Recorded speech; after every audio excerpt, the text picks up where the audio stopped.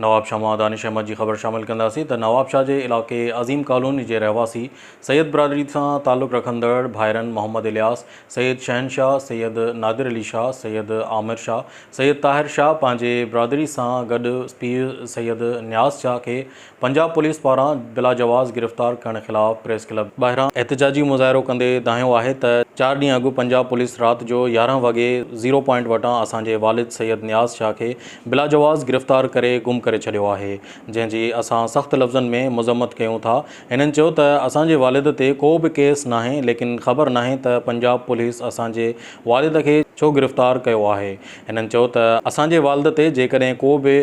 Case आहे त उनखे अदालत में पेश कयो वञे ऐं पंजाब पुलिस ख़िलाफ़ कार्रवाई कई वञे, ॿी सूरत में एहतजाजी तहरीक शुरू कई वेंदी। हर ख़बर बर वक्त ख़बर ॾिसंदा रहो न्यूज़ लाइन 1।